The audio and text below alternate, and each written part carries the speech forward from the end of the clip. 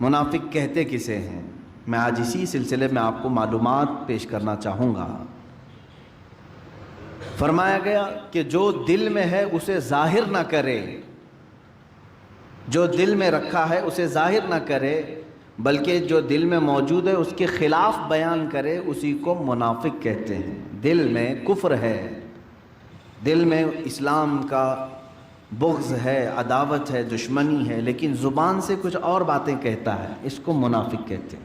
منافق جو لفظ ہے یہ عربی سے بنا ہوا ہے، نفق سے یا نافقہ سے۔ عربی کی لغت اگر ڈکشنری دیکھیں تو آپ کو پتہ چلے گا کہ ایک جنگلی چوہا جس کے دو منہ ہوا کرتے ہیں اس کو نافقہ کہتے ہیں۔ جنگلی چوہا جس کو گوہ بھی کہتے ہیں، اس کے دو منہ ہوا کرتے تھے، ہوتے بھی ہوں گے، ہم نے تو دیکھا نہیں، لیکن لغت میں یہ بتایا گیا ہے کہ اس کے دو منہ ہوتے ہیں، کبھی ادھر سے کبھی ادھر سے کھاتا ہے۔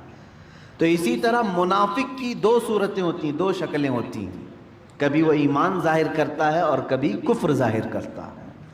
اور نفق کہتے ہیں ٹنل کو، عربی میں جو ٹنل ہوتی ہے نا، انڈر گراؤنڈ گاڑیاں جاتی ہیں، اس کو نفق کہتے ہیں عربی میں۔ اور نفق کے بھی دو منہ ہوتے ہیں، ایک طرف سے گاڑی نکلتی ہے، داخل ہوتی ہے، اور دوسری طرف سے گاڑی نکلتی ہے۔ اس کو ٹنل آپ انگلش میں کہتے ہیں اور اسی کو عربی میں نفق کہتے ہیں۔ اسی نفق سے منافق بنا ہے۔ کیوں نفق سے منافق کیسے؟ اس لیے کہ منافق جو ہے ایک راستے سے اسلام میں داخل ہوتا ہے، دوسرے راستے سے اسلام سے خارج بھی ہو جاتا ہے۔ وہ مجمع عام میں مسلمانوں کے ہاں لا الہ الا اللہ پڑھتا ہے اور کفار و مشرکین کے پاس جا کر ان کے خداؤں کی پوجا بھی کرتا ہے۔ تو یہ منافق ہے، ایک راستے سے داخل ہوا ٹنل کی طرح اور دوسرے راستے سے نکل بھی جاتا ہے۔ یہ سب سے ڈینجر قسم ہے منافقت کی۔ اب آپ کو اندازہ ہونا چاہیے، سورہ بقرہ ہم شروع کرتے ہیں، قرآن کی ابتدائی سورت، سورہ فاتحہ کے بعد جو سب سے پہلی سورہ ہے کون سی ہے؟ سورہ بقرہ۔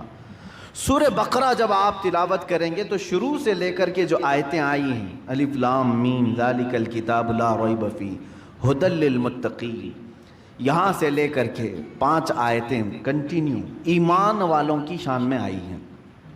یؤمنون بالغیب، یہ غیب پر ایمان لاتے ہیں، ایمان والے اللہ کو دیکھے نہیں پھر بھی ایمان لاتے ہیں۔ یقیمون الصلاۃ، نمازوں کو قائم کرتے ہیں، اور اللہ نے انہیں جو کچھ بھی دیا ہے وہ اس میں خرچ کرتے ہیں، اور جو اللہ نے ان پر اتارا ہے کتابوں میں اس پر یہ یقین رکھتے ہیں۔ اولئک علی ھدی من ربہم واولئک ھم المفلحون، یہی ہدایت پر ہے اور یہی اللہ کی بارگاہ میں کامیاب بھی ہیں۔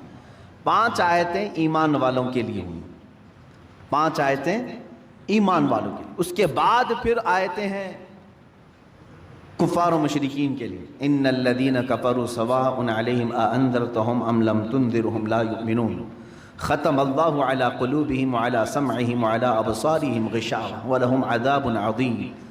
اللہ فرماتا ہے جو لوگ کفر کر چکے، اب ان کے لیے اے محبوب برابر ہے، ان کو آپ ڈرائیں نہ ڈرائیں، وہ ایمان نہیں لائیں گے۔ کون؟ کافروں کے لیے اللہ ان کے دلوں پر مہر لگا چکا ہے، ان کے دلوں میں کوئی بات حق کی پہنچتی نہیں ہے، ان کے کانوں پر پردہ ہے، ان کی آنکھوں پر پردہ ہے۔ یہ کس کے لیے کہا گیا؟ کفار کے لیے۔ اب میں ترتیب آپ کو بتا رہا ہوں۔ سورہ بقرہ جو شروع کی سورہ ہے قرآن کی، شروع سے لے کر 5 آیتیں مومنوں کی شان میں آئی، 2 آیتیں کافروں کے مذمت کے لیے بیان کی گئی۔ وَمِنَ النَّاسِ مَن يَقُولُ، یہاں سے آیتیں شروع ہوتی ہیں، دوسرا رکوع شروع ہوتا ہے، یہاں سے لے کے کنٹینیو 13 آیتیں صرف منافقوں کے متعلق بیان فرمائیں۔ اللہ رب العزت نے 13 آیتیں کنٹینیو منافقین کے متعلق آئی ہیں۔ اس سے اندازہ ہو سکتا ہے کہ یہ کفار و مشرکین سے بھی زیادہ ڈینجر قسم کی ایک جماعت ہے، کیونکہ کفر ظاہر ہے اور اسے ہم پہچانتے ہیں، شرک ظاہر ہے اور ہم اسے پہچانتے ہیں، لیکن منافقت ایک ایسی قسم ہے جو ہمارے درمیان ہو تو ہم کو بھی نہیں معلوم، کافروں کے درمیان ہو تو کافروں کو بھی نہیں معلوم۔ یہ دونوں کو دھوکہ دینے والی جماعت ہے۔ اسی لیے قرآن میں اللہ نے فرمایا یخادعون اللہ والذین آمنوا، یہ اللہ کو دھوکہ دینے کی کوشش کرتے ہیں اور ایمان والوں کو۔ وما يخدعون الا انفسهم، لیکن ساتھ میں رب تعالیٰ نے یہ بھی فرمایا وہ سوائے اپنی جان کے کسی کو دھوکہ دے ہی نہیں سکتے، وہ خود اپنے آپ کو دھوکہ دے رہے ہیں۔ منافق کی پہچان کیا ہے؟ احادیث کریمہ میں بیان کی گئی ہیں، علامات بہت ساری اس کی ہیں، مشہور علامات میں ذکر کرتا ہوں۔ اللہ کے نبی صلی اللہ تعالیٰ علیہ وسلم نے فرمایا آیت المنافقی ثلاثۃ، اے مسلمانوں آج میں یہ قسم آپ کے سامنے جو بیان کر رہا ہوں، ڈر جاؤ اس بات سے کہ کہیں نفاق نہ آ جائے ہمارے دل میں، اس لیے کہ کفر آپ سے نہیں ہوگا، شرک نہیں ہوگا، آپ اس سے گھبراتے ہیں، دور بھاگتے ہیں، لیکن منافقت ایک ایسی چیز ہے کب تمہارے دلوں میں آ جائے پتہ بھی نہیں چلتا۔ کیسے آتی ہے وہ میں بتاتا ہوں۔ منافقت کی دو قسمیں بیان کی گئی ہیں، ایک نفاق عملی ہے، ایک نفاق اعتقادی ہے۔ عقیدے میں منافق بھی ہوتا ہے اور عمل میں بھی منافق ہوتا ہے، دونوں چیزوں کی تشریح میں کروں گا۔ پہلی چیز تو میں یہ بتاتا ہوں کہ کیوں یہ منافقت کے متعلق میں نے آج موضوع کو چھیڑا ہے، کیونکہ رب تعالیٰ نے جہاں دردناک عذابات کا ذکر فرمایا ہے قرآن پاک میں، جہنم کے 5ویں پارے کی اخیر صفحے کی آیت ہے سورہ نساء میں، اللہ تعالیٰ فرماتا ہے ان المنافقین فی الدرک الاسفل من النار، اللہ فرماتا ہے جہنم کے سب سے نچلے طبقے میں ہم منافقین کو رکھیں گے، سب سے نیچے والا طبقہ۔ یہ نیچے والے طبقہ کیوں کہا گیا؟ اس لیے کہ وہاں سے نکلنے کی کوئی صورت ہی نہیں ہے۔ وَلَن تَجِدَ لَهُمْ نَصِيرًا، اللہ فرماتا ہے ہرگز ان کے لیے کوئی مددگار وہاں نہیں پہنچے گا، نہ ان کی آواز کہیں کسی دوسرے تک پہنچے گی۔ کس کے لیے؟ منافقین کے لیے۔ جہاں کافروں کے عذاب کی بات آئی ہے، عذاب عظیم آیا ہے، عذاب علیم ہے، عذاب مہین ہے، لیکن منافقین کے متعلق کہا گیا جہنم کے سب سے نچلے طبقے میں وہ رہیں گے، سب سے نیچے والے حصے میں رہیں گے۔ عزیزان گرامی وقار، منافقت کیسے ہے اس کے متعلق آیتیں بھی ہیں۔ پوری سورہ منافقون آ گئی 28ویں پارے میں، پوری سورہ ہے منافقون۔ اذا جاءك المنافقون قالوا نشهد انك لرسول الله، قالوا نشهد انك لرسول الله والله يعلم انك لرسوله والله يشهد ان المنافقين لكاذبون۔ یہاں سے سورہ شروع ہو رہی۔ کیسے آتے ہیں منافق؟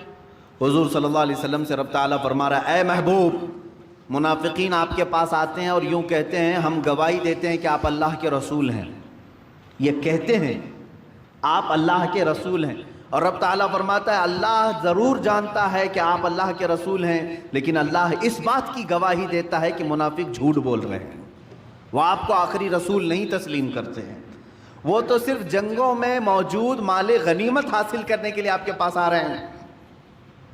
جب دیکھا اسلام کا بول بالا تو جماعتوں میں شریک ہو گئے، اور جب دیکھا کہ اسلام پر کوئی مصیبت آئی تو یہاں سے چھوڑ کر چلے گئے۔ اس طرح کی مثالیں مدینہ طیبہ میں بہت مرتبہ ہوئیں۔ اللہ کے حبیب صلی اللہ تعالیٰ علیہ وسلم جب مدینہ طیبہ تشریف لائے تو یہاں سب سے بڑا جو خطرہ تھا وہ یہودیوں سے زیادہ منافقین سے تھا۔ ہر بات جا کر لیک کرتے تھے یہودیوں کے پاس، عیسائیوں کے پاس، کہ محمد صلی اللہ تعالیٰ علیہ وسلم آج یہ پلاننگ کر رہے تھے، یہ باتیں کر رہے تھے، ہر چیز یہاں کی لے جا کر وہاں پہنچاتے تھے۔ کئی دنوں تک یہ معاملہ چلتا رہا۔ جنگ بدر کے بعد تو بہت سارے لوگ اسلام میں داخل ہوئے۔ جنگ بدر ایک ایسی فیصلہ کن جنگ تھی، صرف 313 مسلمان ہیں اور 1000 سے زیادہ کافر ہیں۔ 313 کو جب فتح عظیم مل گئی تو ان لوگوں نے سوچا کوئی تو طاقت ہے ان کے پاس، ساتھ ہو جانا چاہیے۔ جنگ بدر کے بعد بہت مسلمان ہوئے، بہت مسلمان ہوئے، اور وہی جنگ احد ایک ہی سال کے بعد ہوئی۔ اب مسلمانوں کی تعداد 1000 سے زیادہ تھی، جب 313 تھے سال بھر پہلے، اب سال کے بعد 1000 سے زیادہ تھی تعداد۔ اب کی بار جب کفار و مشرکین آئے تو مسلمانوں کو شکست ہوئی۔ یہ اللہ تعالیٰ کی طرف سے آزمائش تھی کہ یہاں پر منافقین کو اب باتیں بنانے کا موقع مل گیا۔ جتنے وہ مال غنیمت لوٹنے کے لیے اسلام لائے تھے وہ سب میدان چھوڑ کر بھاگ آئے، مدینہ طیبہ کی طرف آئے اور کہنے لگے کیا ہم نہیں کہتے تھے کہ یہ کمزور لوگ ہیں، ان کے ساتھ نہیں ہونا چاہیے، ہمارا سب برباد ہو جائے گا۔ مدینہ طیبہ واپس لوٹ آئے۔ یہ منافقت کی اقسام تھیں۔ میرے عزیزو، اسی طرح یہ معاملہ چلتا رہا جنگ خندق میں۔ جنگ خندق میں بھی کئی منافقین حضور صلی اللہ تعالیٰ علیہ وسلم کو چھوڑ کر صرف یہ بات کہہ کر کے آئے، ہمارے مدینے میں عورتیں تنہا ہیں، ہم آپ کے ساتھ نہیں کھڑے ہو سکتے، دشمن کا خطرہ ہے، ہماری عورتیں بغیر گھر کے ہیں، بغیر چھتوں کے ہیں، ہم ان کے پاس جا رہے ہیں۔ اللہ کے حبیب صلی اللہ تعالیٰ علیہ وسلم کو اور ان کے جانثار صحابہ کو چھوڑ کر یہ پوری منافقین کی جماعت چلی گئی۔ یہ حضور صلی اللہ علیہ وسلم کے زمانے سے چل رہی بات۔ میرے عزیزو، اب میں منافقت کی اقسام بتاتا ہوں کہ ہمیشہ جس کی فطرت میں غدر ہے، دھوکہ ہے، وعدہ خلافی ہے، سمجھ لو کہ اس کے اندر نفاق آ گیا ہے، منافقت اس کے اندر آ گئی۔ علامتیں میں بتاتا ہوں، بخاری شریف کی بھی حدیث ہے، اللہ کے حبیب صلی اللہ علیہ وسلم فرماتے ہیں آیت المنافق ثلاثۃ، منافق کی علامتیں 3 ہیں، 3 مشہور علامتیں۔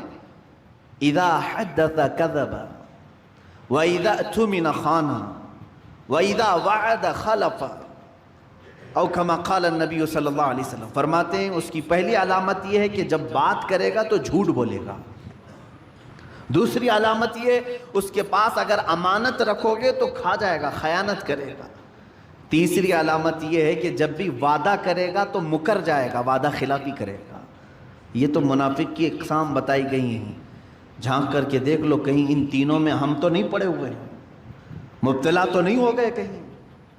خاص طور پر تاجر لوگوں سے، بزنس کرنے والوں سے مخاطب ہو کر کے بزرگوں نے فرمایا تمہیں کثرت سے جھوٹ کا سامنا کرنا پڑتا ہے، اور اس جھوٹ پر اگر تم نے کنٹینیو مداومت اختیار کر لی تو تم منافقت کے سٹیج پر پہنچ جاؤ گے۔ منافق کی ایک علامت یہ ہے کہ اپنی بات کو منوانے کے لیے بار بار قسمیں کھاتا ہے، اللہ کی قسم، کعبے کی قسم، قرآن کی قسم، کثرت سے وہ قسمیں کھاتا ہے منافق۔ اور جب بھی اس کے پاس کوئی امانت رکھی جائے تو خیانت کرتا ہے، صحیح طریقے سے اس کو نہیں لوٹاتا۔ امانت بہت قسم کی ہے میرے عزیزوں، صرف پیسہ ہی امانت نہیں ہے، کسی کی باتیں بھی تمہارے پاس امانت ہوتی ہیں، کسی کا مال تمہارے پاس امانت ہے، کسی کی بیٹی تمہارے پاس امانت ہے، کسی کے بچے تمہارے پاس امانت ہے۔ امانت کی بہت ساری قسمیں ہیں، اس میں خیانت کرنے والا منافق کی علامتوں میں شامل ہو گیا، اور جب کبھی وعدہ کرے تو وعدہ خلافی کرتا ہے، وعدہ کرتا ہے کہ میں فلاں تاریخ کو آپ کو پیسے دے دوں گا، میں فلاں تاریخ کو آپ سے ملاقات کر لوں گا، فلاں تاریخ کو یہ کام کر لوں گا، اور پھر مکر جاتا ہے۔ فرمایا گیا اس کے اندر منافقت آ گئی ہے۔ یہ نفاق کی 3 بڑی علامتیں ہیں، بڑی علامتیں ہیں۔ اب جو 13 آیتیں میں نے جس کا ذکر کیا سورہ بقرہ میں، شروع سے لے کر دوسرے رکوع سے تیسرے رکوع تک اگر آپ پڑھیں گے، اللہ تعالیٰ نے صاف صاف ان کے طریقے بیان کیا ہے۔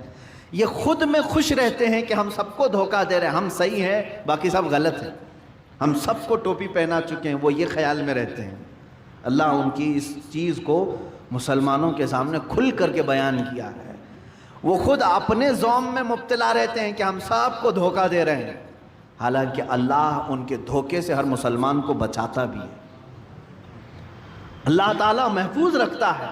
اگر منافقین کے دھوکے سے ہم محفوظ نہیں رہتے تو یہ کب کے اسلام کی جڑیں کاٹ چکے ہوتے ہیں، کیونکہ یہ چوہے کی طرح داخل ہوتے ہیں جماعتوں میں اور قطر بھی نہیں کرتے ہیں۔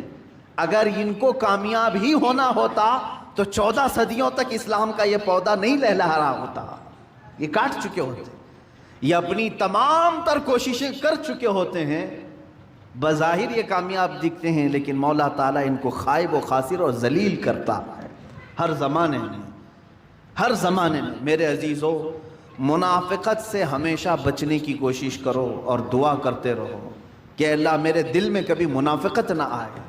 یہ آتی کیسے ہے؟ اس کا سارا دار و مدار محبت رسول پر ہے۔